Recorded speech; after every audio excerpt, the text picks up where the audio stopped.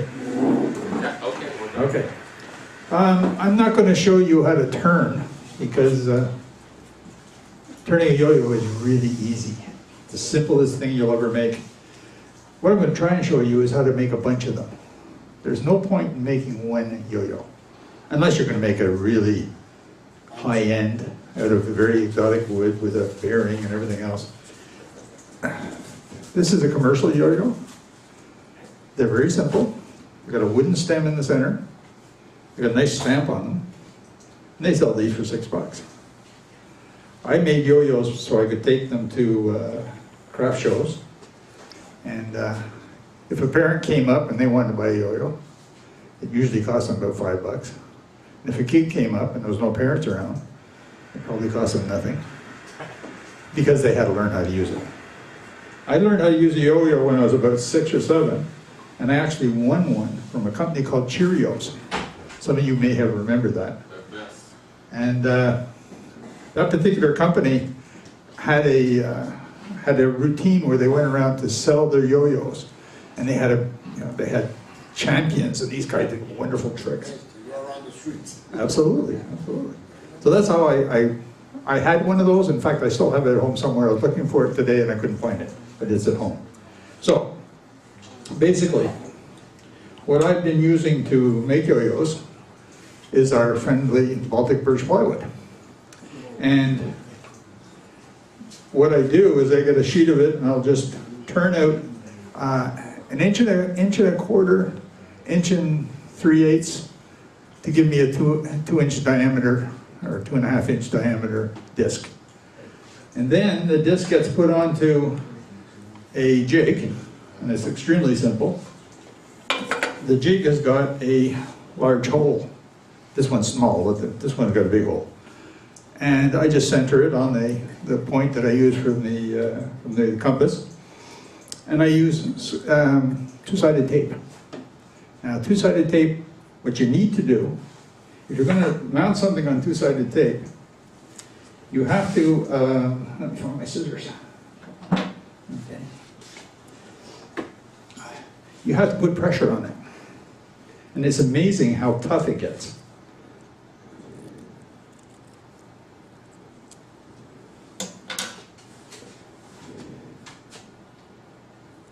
Just take the two-sided tape, put it on 2 sides.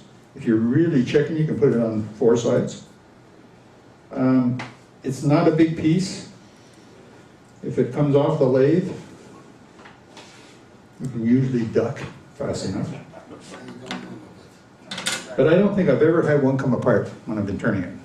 And I've had some pretty impressive catches, because I'm not particularly good sometimes. Okay, all I do is look through the center hole, put them together. The handy clamp. Clamp it up and leave it for about 5 minutes. What I do is I have, if you notice, I got 2 of them here. I have about 5 of these. So I have 5 of them set up. So what I do is I get them all set up, and then I start turning the outsides. Okay? So I'll just do a quick cut on this one. Make sure we're clean here. Okay. See what I mean? You can duck. I bet you forgot to find that. Wasn't tight enough. Claude, you see? Yeah, not just you. No. Hey, My chuck has got a big handle on it.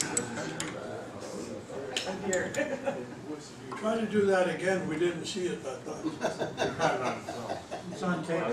It's on tape, we can see it next week. All right. See what-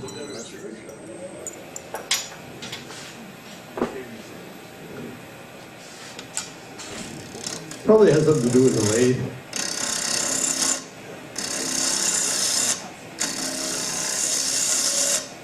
Now, if you're going to make a bunch of them, at this stage you should try to make them consistent as far as size is concerned. This surface here is going to be the inside of the yo-yo. So you always put a bit of a camphor here. Now I'll do a size check just in a sec. And yes, this stuff is murder on tools.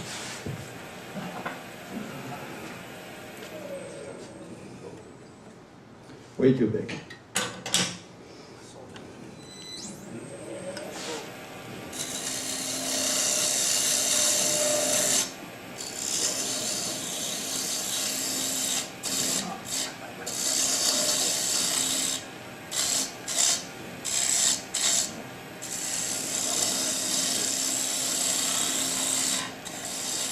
The other thing about Baltic birch is it has an awful lot of formaldehyde in the glue. And if you're doing a lot of this and you're sanding them, put a mask on. Preferably one that deals with chemicals, because it is not the nicest stuff in the world. Now my daughter, see, that's much too small. Let's close, it's close. Okay. So the next point you have to do, you have to get a center hole. Now, I'm going to crank this thing down. Man, this is so nice. I just love this thing. Too bad I wasn't about 30 years younger. I'd have to buy a new lathe. Now I have the high-tech drill stop on here, so that I know for sure that the drill is going to go in exactly the depth that I want it to go. And that basically is it. You sand it, make it smooth, but that's going to be the inside of the yo-yo. When you said, Yeah. you said you make a chamfer, I mean, you're digging in more at the center. Just right here, Okay, on this edge here, okay. okay?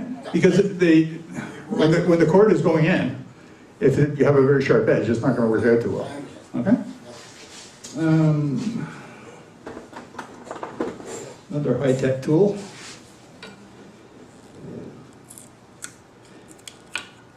That's really stuck on tight. Okay, so that's the inside. Next step, you gotta do the outside. And again, I set up and do about 10 or 20 of these at the same time. But they're dropping all the stuff on the floor. So, to do the outside, I have a jig. Maybe you can see it from there better. And what I've done is I've got a little stub on here. That's a 3/8 bit. That's a 3/8 dowel. And the inside of the jig is just about the same as the other one was. Hopefully it'll stay on the lathe. Okay. Actually, I'm not going to do that. I'm going to give you the one that I already got glued up. No, where is it? Here we go. This one has been stuck on with the just two-sided tape. And if I had been very clever, I would have made all of these jigs exactly the same, so I wouldn't have to move around all the time to tighten them up. So now, the outside. Because I'm not very good at doing things repeatedly and correctly, what I do is every time I make half of a yo-yo and I finish it, on the inside surface, I measure the diameter and I write it down. I put either millimeters or whatever I'm using. By marking it, I can make 10 of these, and hopefully 2 of them will match. So, and eventually, if you make enough of them, they all match. The closer you get to doing it properly, the closer you're going to get them matching up. Okay, so the outside. My switch is down here.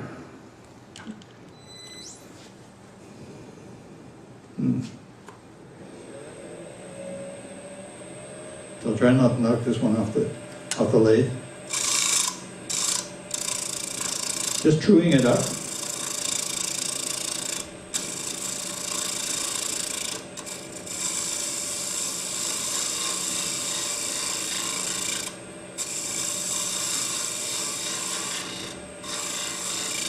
Now, the front of the lathe, or the outside of the lathe, has got a camphor all the way around it. At one point, I made a scraper. It was exactly in that profile. Then I started using the Baltic birch, and that scraper didn't last too damn long. So I do them freehand. What you can do is you can mark from the center. You can mark the size of the camphor that you want, and if you find the center nicely, you can do it like that, and then you just turn around to it.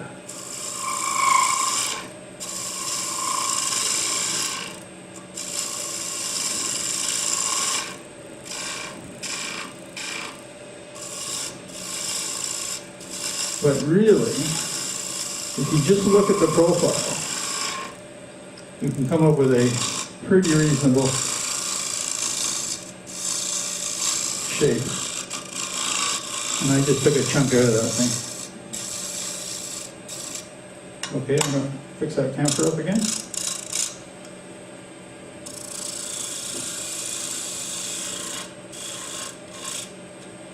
Okay, now. Sometimes I use what is fondly known as a double-edged, double-beveled scraper, and sometimes it's called the Petchomatic.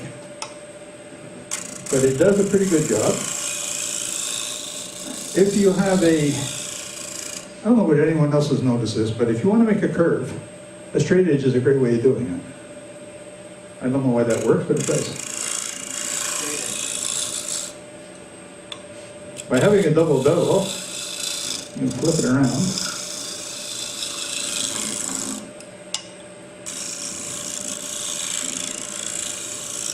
Now, what I use at home when I'm making these things is that I have some sanding sealer. So I put it on both the inside and the outside as I'm just finished turning the piece. That seals the wood, and it gives you the opportunity to add a final finish and only have to do one coat. All right. A couple of chips out of it. It's not very nice. And a bit of big sandpaper.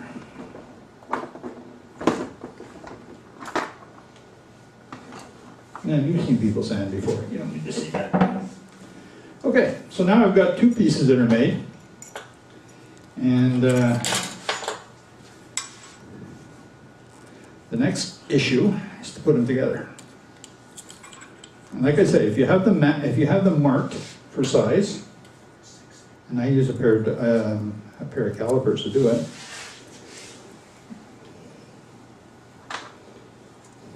Of course, I didn't bring a pen. So basically, all I do is I take a millimeter measurement at the widest point. In this case, it's 41. Okay, I marked 41 on there. Put it in the pile. And next time I get a 41, they're a pair.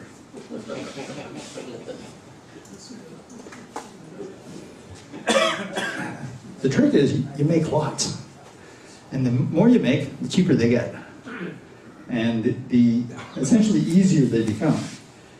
For the dowel in the center, a couple of issues. When you get two pieces together, and they actually are the same size, which these aren't, you cut yourself a piece of 3/8 dowel, which I recommend you make yourself out of preferably maple or something really hard. What I normally do is fit one side, just press fit it, get a rough idea of how thick I need it to be, and then cut it off in the bandsaw. So I end up with a little stub. And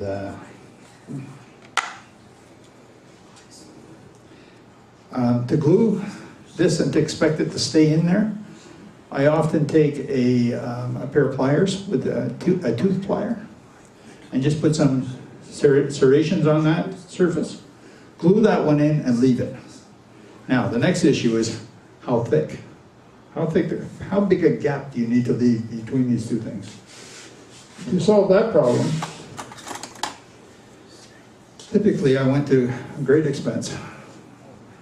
This is a piece of aluminum, and it's, I think, A maybe quarter? a 16th. Like a No, quarter? no, not that much. So maybe at the end of it, it wasn't thick enough. So my wife used to bowl, and she had a bunch of trophies. So you stole our trophy. I stole the labels off her trophies. Don't tell her that. And all you do, you just put that in, glue the other piece together, and if it doesn't come down tight, over the, no, just go to a sanding disc. Yeah, it's And just sand them down until you get the point where this in there, plus that, gives you your yo-yo thickness. And like I said, I'm not here to show you how to turn, because I'm sure most of you guys know exactly how to turn. What I'm trying to do is tell you that you can find something like this that you can sell. And I know that you do tops at shows, and they sell great. These sell very well. We give them away. Yeah, I've done that too. Be generous. Yeah. I do it with yo-yos, if the kid's there and there's no parent. Okay? Then they have to come back and show me that they can actually play it. The last subject on this, first of all, you can make these things out of anything. I've laminated wood to do it. Okay? I've taken, yes, Dennis, yeah. what is that gap? What is the thickness of that piece of steel? You want to measure it? Yeah, please. Okay. Hang on. Where's my caliper? I got it here somewhere. I'll put it down here. Do you want that article? Here. Yeah, I think it is in the article, but you got something to measure it with? No, it won't be precise, but I can visualize it. Okay. I think, like I said, that's the 16th plus A little underneath. What Yeah. is it? What do you want to know? the gap. Oh, yeah. Okay, well, you say that today's commercially available strings, which are considerably thicker than the .055 strings of 40 years ago, so you need something a little thicker. You don't. Yeah. I don't say exactly what it is. No. Okay. I can find, oh, here it is. Here. That's thick. Danielle? Oh, there you go. You know how to read one of those. Okay. I have taken the plywood. A bit thicker than the string you would buy, I suppose. Yeah. That's my next subject. Oh, okay. Strings. I don't know anyone here who's into the fiber business, but yeah. People who do sewing, people who do, work with cloth, work with fiber. Hookers. Because, Hookers. We have a hooker here. We do. okay, Linda. hook rugs. She's a hooker. Okay. And Now get your mind out of the gutter there, Dennis. you can buy string that is fine enough to make the loop that you need, because a yo-yo has a single. You got it? How thick is it? Close to 2 millimeters. 2 millimeters? Yeah, sounds reasonable. What's that weight, man? Find something that 2 millimeters. There we go. 90 pounds. Yeah, it could be. It's about right. See? A loony. A loony. No, Perfect. But the loony has The little neck, yeah, forget the. Take that into consideration. But the thing is, you gotta have a loop in, or a cut in it, okay? To put it around the stem, because you want them to be flat. They have to be even. So that you have to design something like this. Except my wife will not let any more trophies go. Don't change. Can't have my wife's trophies. Okay, the string. It's a continuous piece, a very thin cord. And if you can find that, the next step is you got to make it curl and stay. Now I presume you can do that with heat or steam or something, but you can also buy them. You can go over to the dollar store, I think they have them. I know Toys R Us have them, but they charge big time. Online this afternoon I took a look, and you can buy 100 or a bulk amount, about $18, and it gets shipped from Japan. So 10 or 15 days, it's $10 shipping, so it gets a little expensive. But I'm gonna do it, because when I went through the box that I had at home, before I came over here tonight, I must have 50 of these, all made up. You know? And we're going to a show on the end of the month, so let's see if I can fix them up and take them. Any questions?